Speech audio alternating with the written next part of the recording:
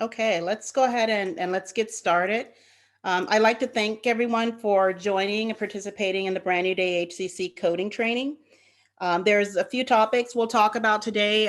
We'll talk about documentation. We'll review CMS guidelines and some criteria related to submission, deadlines, and dates. So there's a lot we'll cover today. If there's any specific questions that you have related to coding conditions, we'll have our provider service team. Liz, I think you're assisting me today with the presentation. So we'll have Liz record questions. If there's questions we can answer today on the call, we will. If there's specific coding criteria and questions where we need additional information, we'll take that back, record your email, and provide feedback and later on once we have reviewed your question and looked at documentation and data. So thanks again for joining. We are back on schedule with our monthly coding and training. This review that takes place, it's based on information we've identified in progress notes and medical records, EHRs, some of the health assessment tools that we've distributed to the groups and to providers. And as with anything we distribute, if there's any feedback that you have, or if you have questions or even recommendations, we welcome your feedback. So please feel free to reach out to our provider services team to send out your information or your questions and requests.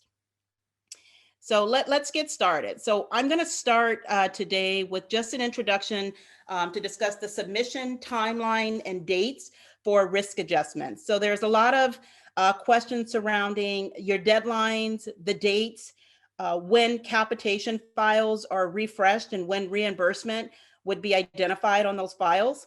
So in addition to what you're seeing on the screen, we have a chart which identifies the CMS sweep dates. And you'll hear the term sweep, and that's the term that CMS uses to calculate all the information, diagnoses code. They recalibrate, and then they set these payment schedules and data collections in order to reimburse for those services. So we're looking at some key dates this year. We have the March sweep, which is quickly approaching next week. We're in the March sweep. So for all of your data that you have for service dates 2019 and 2020, we'd like to receive as much information as possible, which would include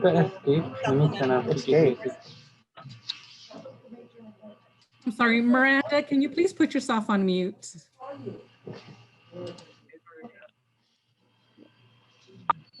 So the submission dates, the next sweep date is March. So we want to get all your supplemental data either on the SFTP site, submissions of your encounter data through EDI, which are your 837 formats that come from your clearinghouse. Or if you simply have progress notes, you're welcome to upload your progress notes from your physicians to the SFTP site so that we capture as much information as possible before the March sweep. The data from the March sweep affects the July funding. So the sooner we receive your information, you'll see that that capturing of diagnoses and RAF score changes and capitation changes in the July payments. The next sweep will be the September sweep. The September sweep is looking for also your 2020 service dates. And this year, because of the pandemic, CMS has extended our deadline for 2019 service dates through August. So we have another opportunity to collect your 2019 service dates and include that in your risk scores and your payments if you get that information to us timely. So it's ideal to have your information submitted in the March sweep, but if you're not able to meet the March sweep, let's focus on getting us everything for 2019 service dates into our system. I would recommend at least by the 15th of July. That gives us a few weeks after receiving your data to identify any maybe rejections, or if there's incorrect coding, we can give you feedback and documentation on coding. The next sweep date we'll look at will be for next year, January the 31st, will be your final reconciliation payments and submission. And that information was received. So we would have received your August data, which is your final payment for January reconciliation. So we're looking at March, we're looking at August for your 2019 payments, And we're looking at September for the sweep for 2020, and then January 31st for final reconciliation. So all of your files, it's very important that we get your data, your information received in our systems. If you're not sure your method of submission, reach out to our provider services team, and we'll guide you through the best method of receiving information, getting it processed, and if there's any feedback that's needed from you, we can provide that information.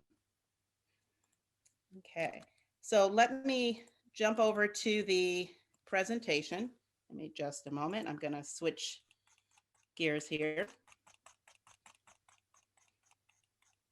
And if there's any questions related to your sweep, the sweep dates, just feel free to send an email in the chat box and we'll get you a calendar schedule of dates. There we go. Okay, so now let's jump into our risk adjustment coding file here. Okay, so today we're going to talk about risk adjustment methodologies. We're going to just look at some sample documentation, current conditions versus how we code past history. There are some quality measures related kind of to HEDIS HCCs that we can tie into documentation, and common coded conditions to ensure that we're recapturing conditions that we show in the prior year file. So what we've done this year is, because of the pandemic and because of a lot of physicians were not able to get their patient population in, we wanted to understand which diagnoses we captured in 2019, or which diagnoses we documented and CMS paid us for in 2019, and we have not recaptured that information in calendar year 2020.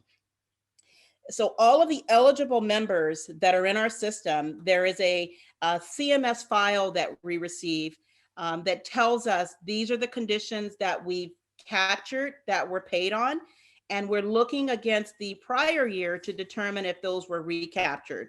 And due to the pandemic, we have found that there were a significant amount of diagnoses that may have not been recaptured, but possibly maybe your doctor has completed an annual wellness exam, which was virtual audio that satisfies the components for annual wellness exam, where we're able to pick up and capture additional documentation.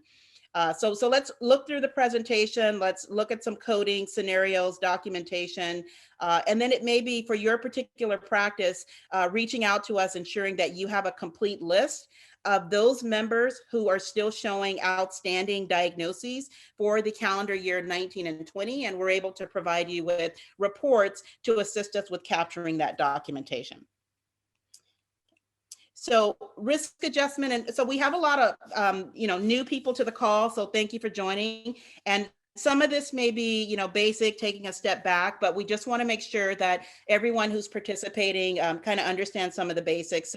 So what is risk adjustment? It's the mechanism by which the government or CMS adjusts the revenue to health plans based on the health of the status of the patient. So CMS looks at multiple factors when we're calculating risk scores and reimbursing services. So we're looking at demographic information and institutionalized patients and the patient's age and gender.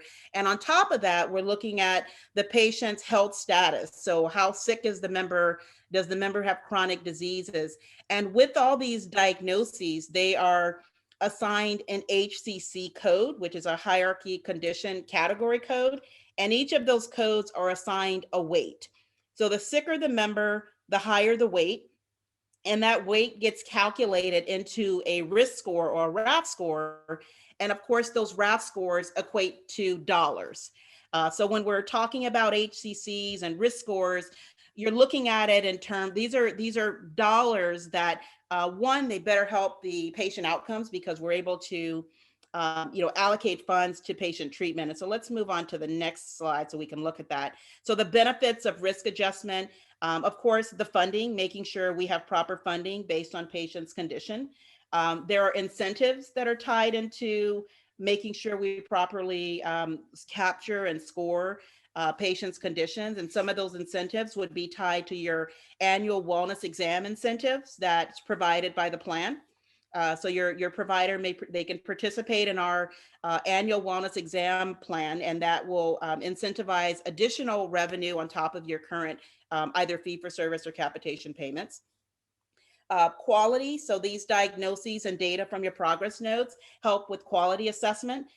So there are, certain quality measures that tie in kind of to HCCs, making sure that we have the efficiency of both the quality and the HEDIS measures along with HCCs. And disease management. So, a lot of our members and the patients that you're treating are enrolled as part of our SNP program, our special needs program. So some of the patients are enrolled because their conditions are specific to diabetes or specific to CHF. And those diseases, we want to make sure it's captured here. So that's a part of the model that takes into account how we score RAFs. So the calculation or the risk score. So all of the data that you're sending in and some data that you're not personally sending in, it may be coming from other sources in order to make up the risk score calculation. So of course, we're looking at medical record review. So medical record review is part of your supplemental data. So the supplemental data that you're sending in either on an ASM file or an Excel file, those are your chart reviews that come into the model to help to make sure that we're capturing all your conditions. Pharmacy is included in that as part of risk adjustment. Other supplemental data files you're sending, we look at hospital claims, we look at provider encounters for specialty visits, eligibility and diagnosis. So this entire chart, all of these different things feed into the HCC code model in order to ensure that we're capturing and maximizing on the diagnoses or conditions of the patients. So there's different types of model. And so everyone here today, we're focusing on our Medicare model, so HCC model. So there are Part C claims. So these are all the claims, the medical claims that feed into the HCC model for Medicare. And we also look at Part D, which are your pharmacy HCCs. So those are a part of the Medicare model. There are other factors here, but for purposes of Medicare and Brand New Day, we are looking at the Medicare risk adjustment model. And I just wanted to let you know that there are other models for Medicaid and the marketplace. There are other models. So risk adjustment, these are diseases or major diseases that are broadly organized into the body systems. And so HCC category, that's what we're going to focus on today for the Medicare risk adjustment model. And as you know, there's, over 70,000 codes and counting ICD-10s. Those codes roll into a disease group or category. It then rolls down into, we then roll into a category or condition category codes. And all of these services, these diagnoses codes and disease groups, they roll into an HCC.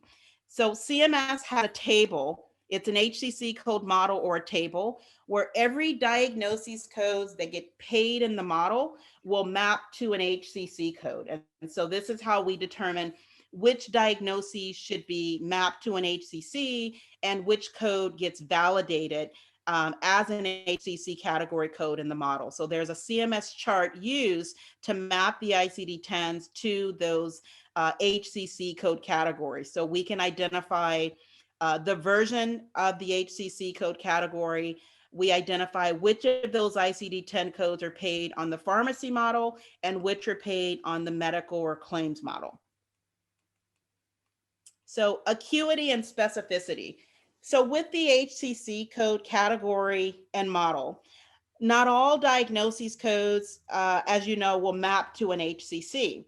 So sometimes we're looking through our progress notes and our coders or our billers, we're submitting codes and we're not focusing on looking at if those codes and specificity or acuity maps to an HCC code model. And maybe it does from the doctor's documentation standpoint, it will map to an HCC, but we should look at our billing and the code submission to see that we're specifying to a degree where we're capturing the chronic disease or condition. So in this example, we're showing that the hepatitis, acute hepatitis, unspecified viral hepatitis, these codes that you're using in this category, they hold zero weight on the HCC code model. So we will not be paid for this as a chronic disease or condition. If you look down further in the acute hepatitis or cirrhosis or alcohol failure with coma, all of these additional codes that have a bit more specificity will roll up into an HCC code.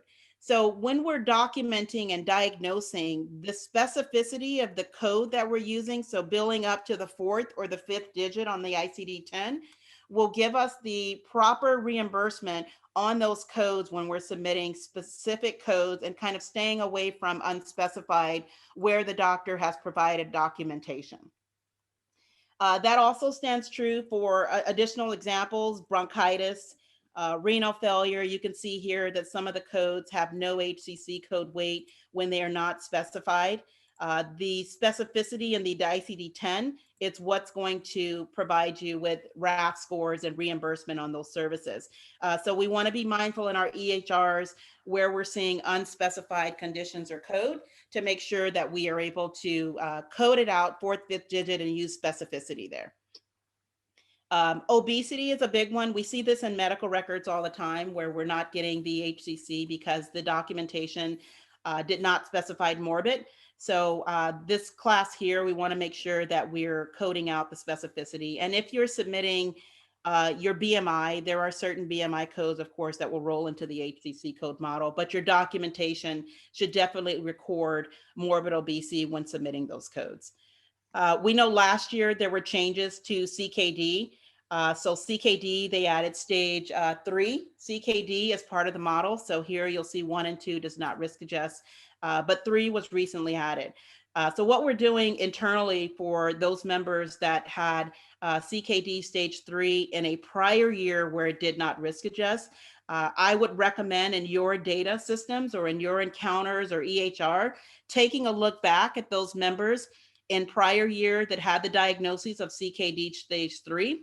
And let's make sure that the doctor reassesses the condition and you have the documentation either in your your 2020 and 2021 charts, making sure that CKD is now, CKD stage 3 is properly recorded in the member chart so that we can pick up the additional RAF.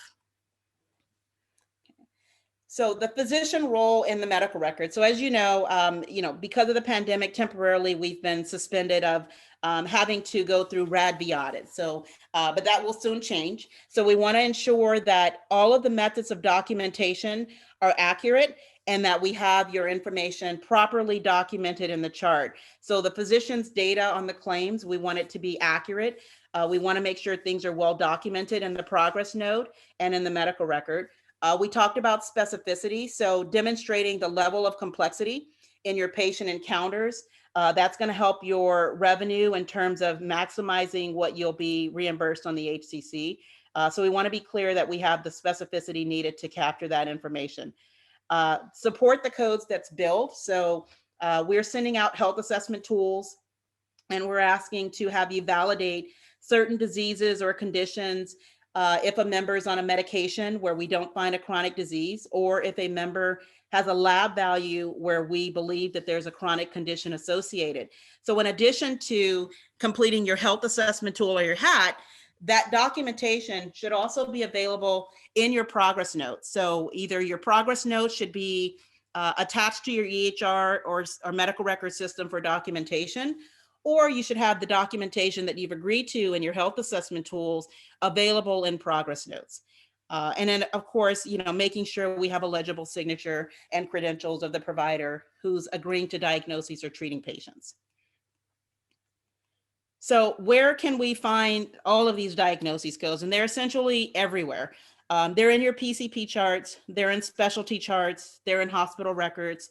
That coordination between your PCP and your specialist, making sure that if you are a primary care office, that you are receiving the documentation notes from your specialty providers. So that information is key when you're submitting your encounters and documents, to making sure that you're following up with specialty visits in order to one, know that they have a chronic condition where they've been treated by a specialist, and then reviewing and assessing those diagnoses and conditions so that they're available somewhere in your medical record or your chart. So conditions that only exist when it's documented. So if we didn't document it, or if we can't find a record, or we can't find documentation, of course, we can't recode that. because it doesn't exist in the progress note. So we're not going to capture risk adjustment on those particular codes. You can report the chronic disease as many times as you want throughout the year. We need it at least once in your progress notes, but you can record it as many times as necessary. And then also monitoring. So when we're documenting and diagnosing the conditions, we want to make sure that there's documentation that there's a condition that's being monitored and that the doctor has plans and assessments within the charts. So these key tips here, they'll be available when we distribute the presentation, but these are key tips that the PCP should follow as part of documentation when he's noting in the medical records or charts. So commonly overlooked diagnoses codes. So these are Z codes, and most people and coders and billers and doctors, they assume that if it's a Z code, that it's not going to risk adjust. But these are commonly overlooked diagnoses codes that add to the risk adjustment table. So if the patient has ever had an organ transplant, if there's an amputation, if there's renal status, certain BMI codes, overweights, paraplegia, HIV status, all of these codes that are overlooked, many of them are Z codes, or they're not being documented at least one time in the calendar year that's being reported. So if you have patients that have any of these conditions and the doctor has assessed, or the amputation, this is a really good example. We tend to find this documentation through the request of a referral of DME. So sometimes a patient may be an amputee, and let's say that either the member gains weight, and so there's adjustments that need to be made on DME items, or there's DME items that need to be replaced. We'll look in our encounter data for that member on the authorization for DME, and we determine that the primary care office has not submitted documentation that there was an amputation of this patient. So these are kind of data mining tools we use on our end in order to recapture diagnoses, but it's important that if you have patients in any of these categories or statuses, that they're being reported at least one time in the year, so that it's recaptured in the encounter data. CMS will not roll over your encounters to another year. They will not assume that this patient still is an amputee. You must document it in the calendar year. So past medical histories, some conditions don't go away. We know we always push that it's chronic and a chronic disease, but unless it's been resolved, or the provider is saying that if it's still under surveillance, it still exists. So if he's treating it through medication, or if he's treating it because he's submission to a referral, these past conditions, they must be submitted. So there's some conditions that don't go away, but the coding from the past medical history without current support for the condition, it's not acceptable. So there are certain EMRs that will auto-populate. So we will work with doctors, and we'll look at their EHRs, and there are tools within the EHR that will identify and flag that a past diagnosis has been captured. And there's an add-on module that says, Dr. X, we need to address this particular condition that was associated to the patient's chart or condition in a prior year. So auto-populating is not allowed. However, identifying your past conditions and addressing them in the current year is allowed. So we want to make sure that it's coded correctly, validate that the condition is still active, and the last occurrence of those conditions. So documentation is key in your EHR. Another thing that's looked at is we call it MEET, so monitoring, evaluating, treatment, and assessment. So you want to make sure that if your doctor is documenting that it's monitored, there's some sort of assessment, a treatment, or plan that's noted in the progress note. So during a RADV audit, CMS, they look at the condition, the diagnoses, and it should not just be a laundry list of services or code. There should actually be assessments and treatments and plan associated with the conditions that are noted in the EHR or in the progress note.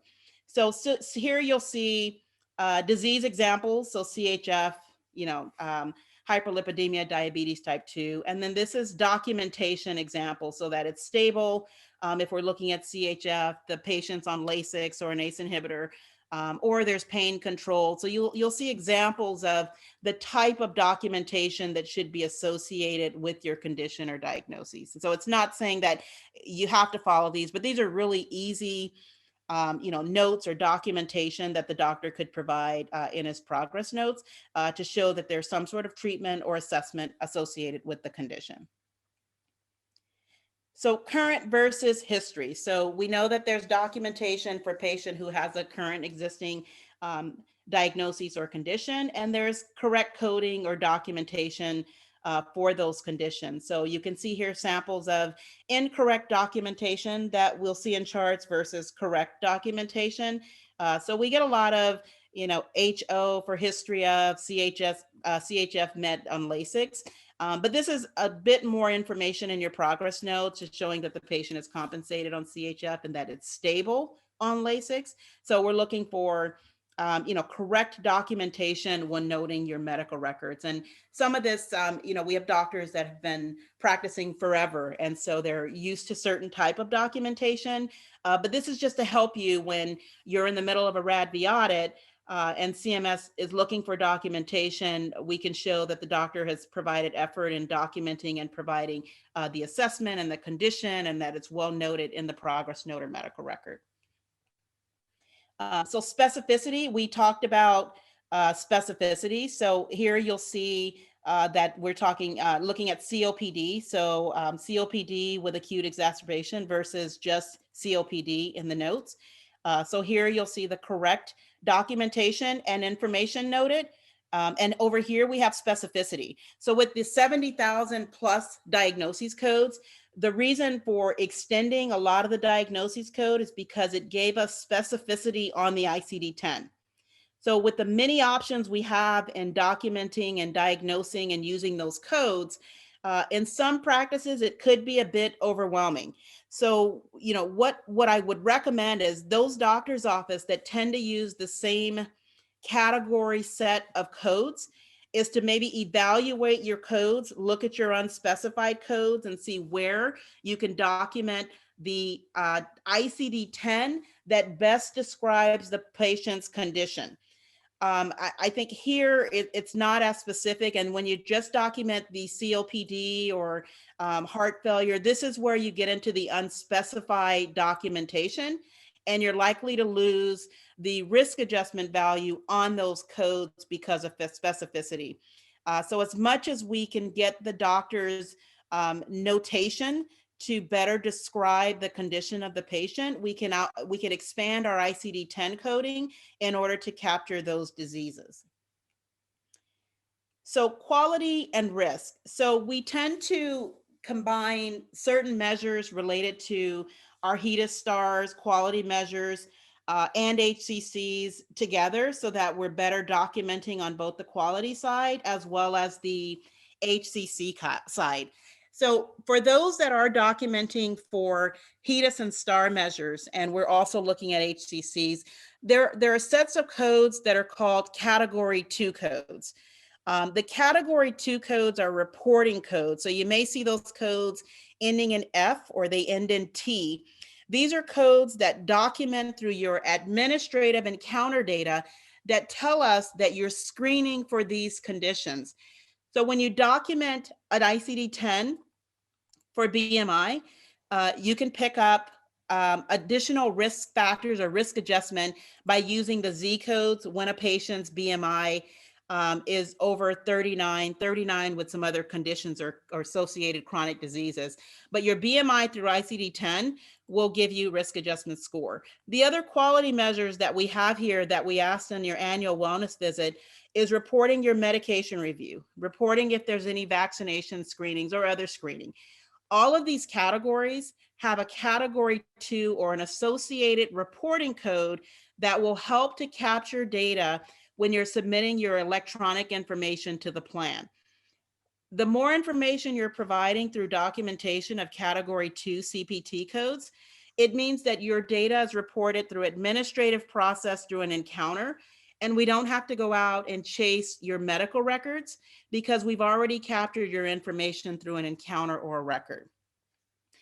When you're also working on your annual wellness exams, we're looking to see that a condition that was prior or captured prior, or it could be a new condition, is properly addressed in your annual wellness exam. So the patient's status of conditions, if conditions are resolved, old diagnoses and new diagnoses, that we're capturing all of the information through your annual wellness exam. So documentation, again, is key in your annual wellness exam. So you're reviewing all and addressing all of your present conditions, conditions that either are verified through medications, DME, or injections. We want to have that documentation. If there's any ruled out conditions or suspects, everything should be valid. So, if patient is still being treated through a referral, through a medication, through a specialist, all of those things should be documented. But any rule out, if you're not sure, if things are uncertain, of course, you need certainty before you can actually document those in the chart. Okay. And the C code, let's see here. So our commonly reported codes. So for malignancy, so here are examples of how we would document current codes versus history of codes. Those make a difference in the documentation. So we should show, in this case of malignancy, that there's a clear presence of the disease or the condition. So if the patient or the physician is not treating, or there's no evidence of, chemotherapy or radiation therapy or suppressive therapy, then, we're looking at history codes versus the documentation of the current codes. If the documentation does not show clear evidence that the disease is active or treated, it's considered history. And we move into documenting or coding the condition codes that are listed here in the history of category. So in these particular charts, just giving an explanation of where we think conditions are current, or if it's remission, or if it's resolved. We want to document the proper coding and documentation as it relates to what the provider is giving us in the medical record. On the HEDIS measures, so when I say we look at HEDIS and we look at HCCs kind of together, related to those screenings that we provide and documentation for cancers and other diseases, the screenings are important as a part of this process. So members that are in the 50 to 75 year range, do we have a colorectal screening? Colorectal screenings are good for 10 years, so we want to keep that in mind when we're completing annual wellness exams. FOBT, you're welcome to submit your lab information for FOBT, which is good for 1 year, or your sigmoids, which are good for 5 years. But all of these conditions and documentation should come in through your encounter data or your lab data, if we have access to lab data, through any of these screenings, to make sure that we're properly capturing and coding and identifying potential risk for patients, and that we're also capturing their risk factor in HCCs if a diagnosis is associated with it. So here you'll see a reminder on AWEs or annual visits for colorectal screening, breast cancer screening, and cervical screenings to pick up additional potential diagnoses, and also to make sure we're satisfying our required HEDIS and STAR measures. So coding of diabetes. We see a lot of unspecified diabetes. So here you'll see documentation of type 1, type 2 diabetics. There are comorbidities that are associated with diabetes. So as with the other conditions and codes, we have the list of chronic comorbidities that are associated with your diabetics. So we're looking at the type, we're looking at a cause or a relationship to that code. And then any additional codes that are associated with the diabetic to be noted and documented. We're also looking for, if patients are on insulin, to document the insulin use, which is a Z code. So all of these conditions that are associated with your diabetics, we want to make sure that we're using the proper code and that we're coding any associated diseases so that we maximize on our RAF score for our diabetic patients. So here you'll see additional ICD-10s for diabetes that would be on the model. So you can see here all of the complications associated with diabetes. And then the little dashes mean that we would code that out to the specificity. So there's additional fourth or fifth digits that would be associated to the specificity here in order to ensure that they're going to be picked up on the model.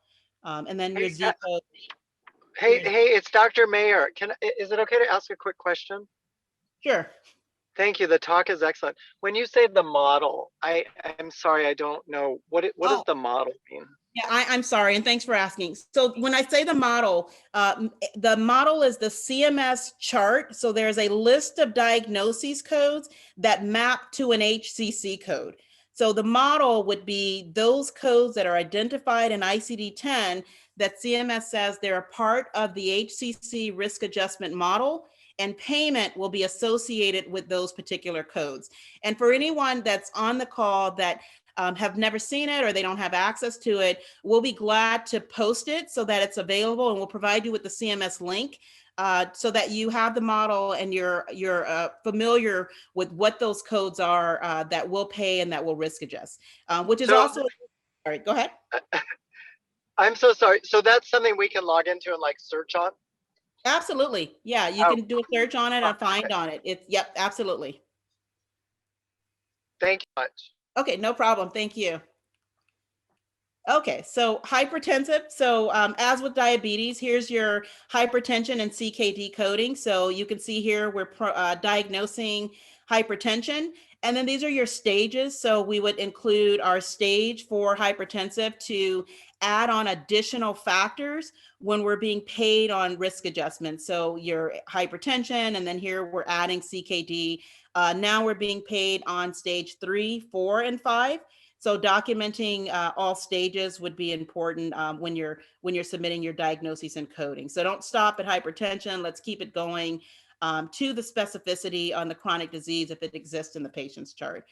And then, of course, these are the Z codes that we want to include if it exists in the chart, dialysis status, or if it's non-compliant with dialysis status, we can continue to code and document the Z code.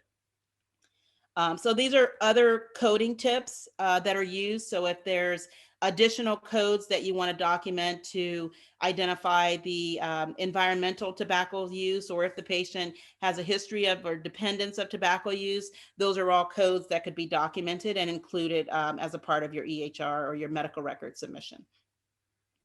Nephropathy screening. So this goes back to showing additional codes, CPT or category 2 codes. When we talked about the CPT codes earlier, these are the codes that end in F. So that data that comes over through in your encounter data, you could either use a standard CPT code, or you can use the CPT2 codes that gives us a description or reporting of those codes.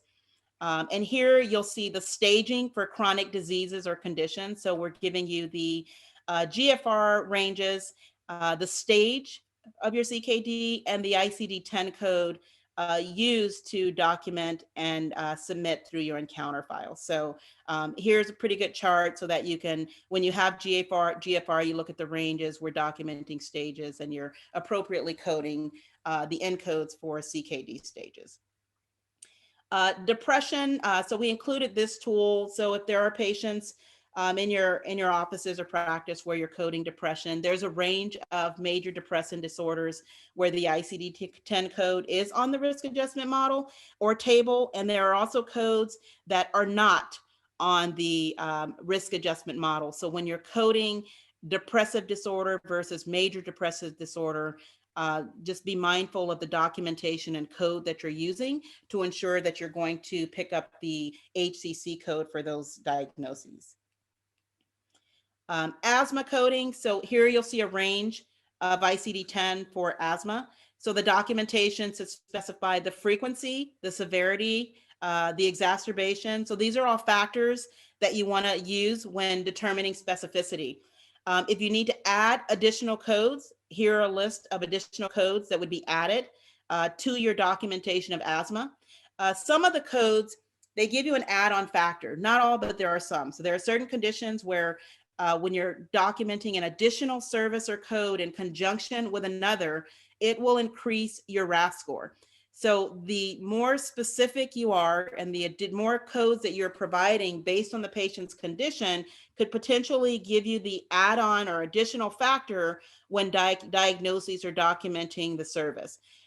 So, you know, when you're generic, you tend to lose on your risk score because you're not giving us all of the diseases and all the conditions that could be associated with the patient.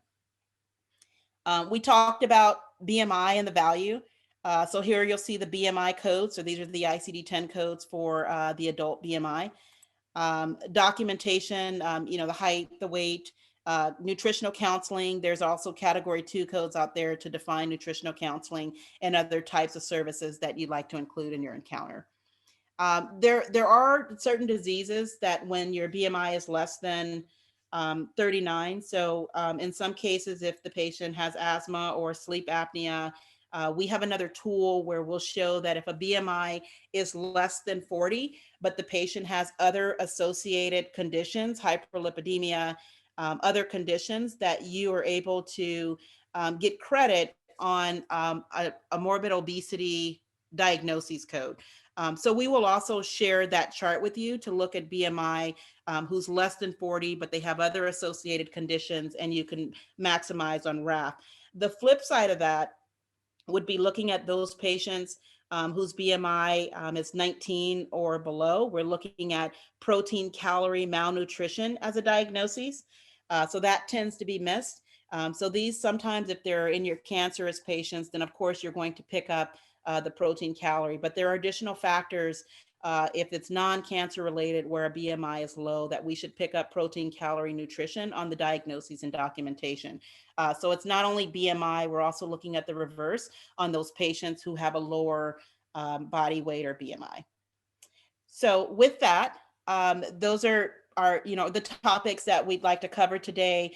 I do want to again remind everyone of the CMS sweep date, which will take place on March 1st. So we still have time to submit data. We are currently reviewing medical records and supplemental data for a lot of your doctors. But I would recommend, if there's questions, or if you're not sure on your reports where you need to work on submission of diagnoses, if you can reach out to your provider services team, we'll be glad to get your reports and then talk with either your doctor or your staff to see where we could increase and what we can do in terms of partnering with making sure we're capturing all your diagnoses codes. So with that, again, if there's any specific documentation calls, Liz will note those in the chats and we'll get those back to you. But if there's any general questions, we'll go ahead and open up the line and we'll take those questions now. Michelle, you had a question about NASH, NASH. Does that have an HCC score? NASH. So I need to look up the specific ICD-10s for those. And I know on this call, it's probably not feasible for me to go out and pull out the HCC model. So with that question, Liz, if you can take that back, I'll get you the answer to those. We'll pull up the diagnoses code list and we'll map the diagnoses and determine if it's on the HCC code model or not. Okay. One other thing, Liz, I would like to just let everyone, so those that are, I know most of us are using apps, there is a really good tool, and it's from Optum, who generates, your ICD-10 books and all your code files.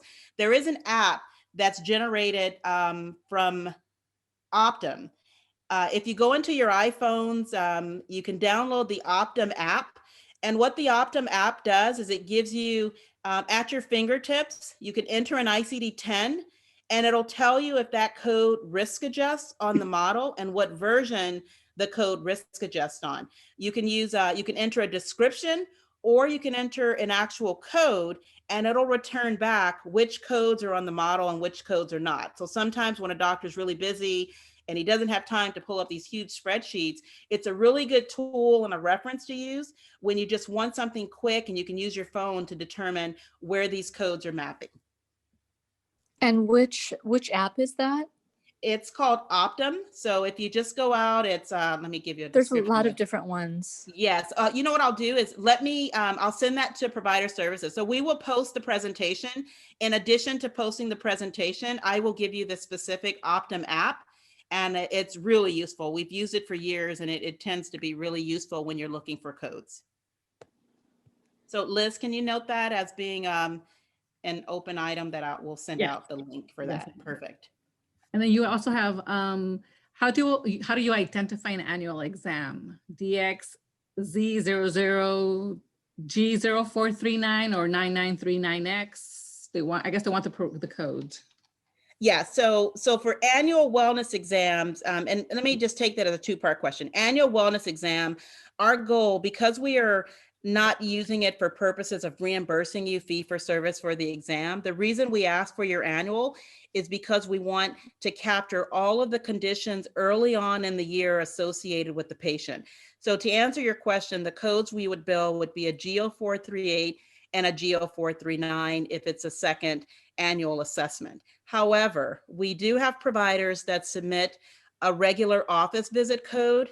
They identify that as an annual exam, but they've assessed all of the chronic diseases and condition. They've also either referred members out for their HEDIS and STAR maps. So essentially it's a complete exam. The reason we're flexible is through the pandemic, Medicare released additional telehealth services that are a part of their visual and audio component. And with that expansion, certain providers use the codes that were on the telehealth visit code list, which is perfectly acceptable as long as it kept the annual audio visual. And if it documented all of the conditions, we're a little bit more flexible on the CPT codes that we're accepting for your annual exams. And the progress notes that we've seen, regardless of the codes that your billers are sending in, your notes are identifying that this was an annual wellness exam vendor, and that's acceptable for considering that to be a wellness exam for Brand New Day. Great. I have a question. How do we access the clinical criteria for the diagnosis of certain codes? For example, malnutrition. Well, many sources. So do you have a CPT code or an ICD-10 code book Yeah, let's say file? Yeah. Okay. So that would be the kind of the Medicare standard. Yeah, so there's many sources, but if you're looking for Medicare standards, one, you could always reference your ICD-10 book. Secondly, you can go out to the cms.hhs.gov site, and there's a huge library of Medicare covered service and criteria. And there's a search box in the right of that site, you could always enter your condition and you'll get a chapter of Medicare criteria for those conditions. So you could always reference Medicare site. You could utilize your CPT HCPCS book. And then there's others that have access to clinical criteria sites, such as maybe Milliman or maybe Apollo guidelines. These are other clinical care guidelines that you can reference when you're trying to determine a condition of a patient. And those are probably a few. I'm sure there's many more that you can reference for that purpose.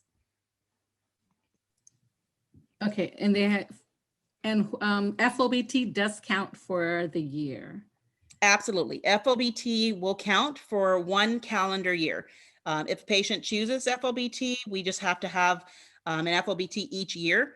If they get the sigmoid, it's 5 years. The colonoscopy is 10 years. But yes, FOBT will count for the calendar year. And for a cancer code on an oncology visit that states the type of treatment, does the PCP also have to state treatment for the cancer?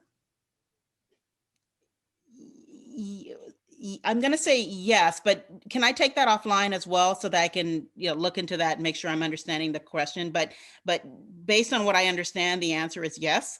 But Liz, can I take that offline? I just like to provide back some code samples to that question and give it back to the person that's asking the question. And we should also enter it on our FAQs for those questions that are coming in so that the entire group here has access to the answer. Okay. Will there be an available 2021 HCC crosswalk? So CMS did release the 2021 HCC code model table that is currently available on the CMS website. That's the model that we're going to distribute to everyone, but absolutely, there is a new model that was released for 2021 and available on the CMS website. No, should the insulin be addressed every visit and or linked to the DM on every visit in the AP and not just listed in the medications? With the doctor saying in the AP to continue using the medication prescribed? Yeah, so we need it one time in the calendar year. There are some charts where the doctor will list it through each visit. It doesn't hurt either way. We at least need to capture it one time. If you're documenting it in the medical record portion of the chart, you just need to make sure that your billing department or your billing office is carrying that condition forward. So when the billers are submitting their codes, they're looking at your list of services or treatments that had occurred during that office visit. So they may not go as far as looking into your medication. So if you're dropping it into medications, it's just important that your billers recognize and identify that they should be coding insulin use and just not relying on well, if it's not in the assessment, then your billers are not going to pick it up. So I would say document it once a year and in the diagnoses area where your medical billers are going to pick it up and be able to submit for encounter data. Okay, here's another one. BMI at 35 and over with other comorbidities was considered morbid obesity. Did that change to 39? No, that did not change. That is still true. So it's 35, hyperlipidemia, sleep apnea, other conditions. And we have a training tool regarding that, but absolutely it's 35 with other conditions. And that still is true. And does a doctor need to say morbid obesity in the chart? The doctor should state morbid obesity in the chart.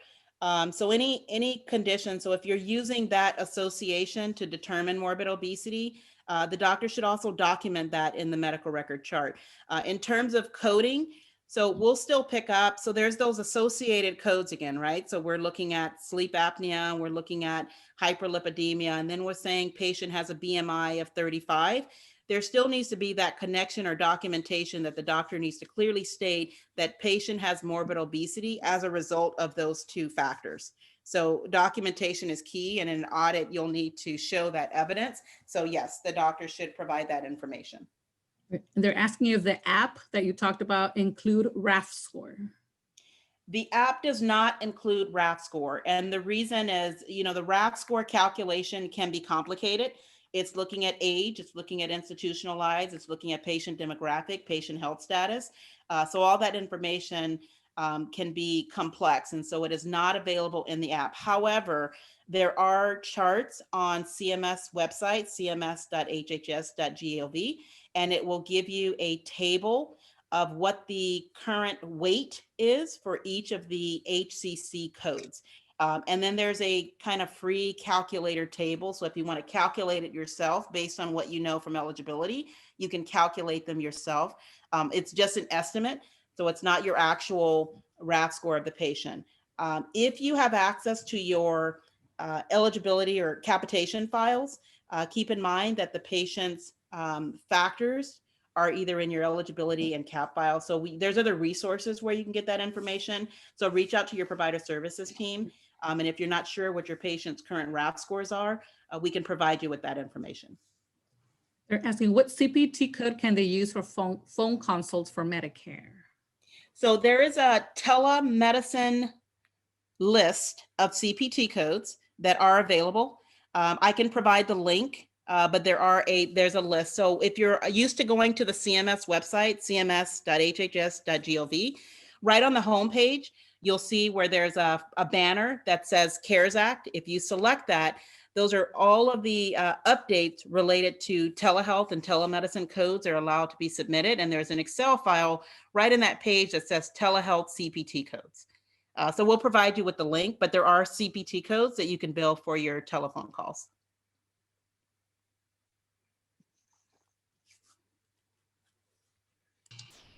Hi, Michelle. I have a question for you.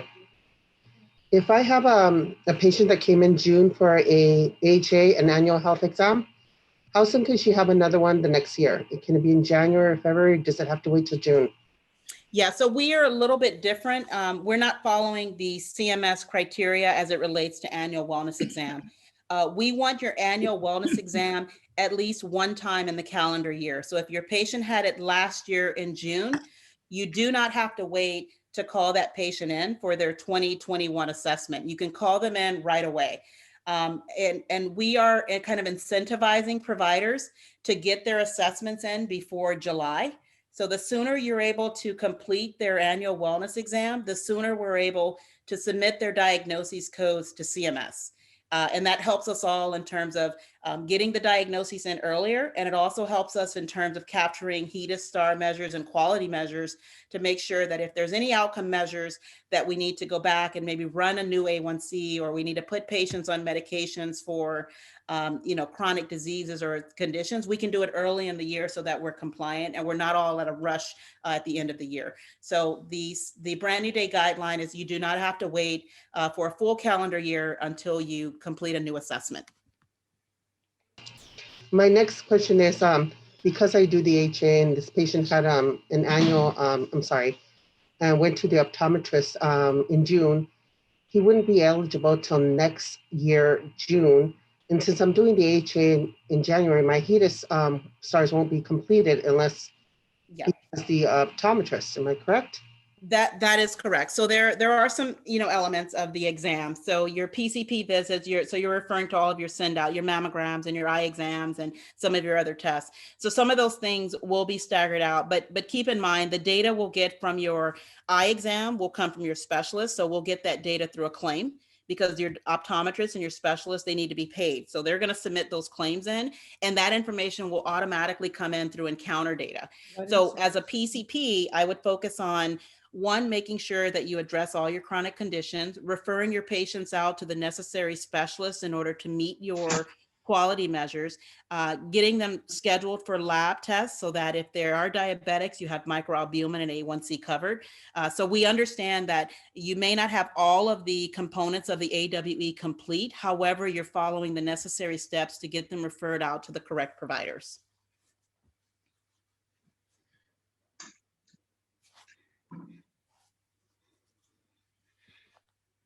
Okay, so we are at the bottom of the hour. Yes. Liz, we will stay on for a few moments to record any additional questions in the chat box. And reach out to our provider services team if there's any additional questions, but I'd like to thank everyone for participating. We had some good discussions, and if there's any additional questions, I'll be glad to provide that through our frequently asked questions list. And all of the materials, resources that we talked about today, we'll have those available and posted to the Brand New Day website. Liz, are we sending out any other type of distribution? Are we sending through emails for those that are registered here today? If they provided an email today, it will be sent to them. Okay, good. Okay, well, I'd like to thank everyone for participating, and we will see you again next month.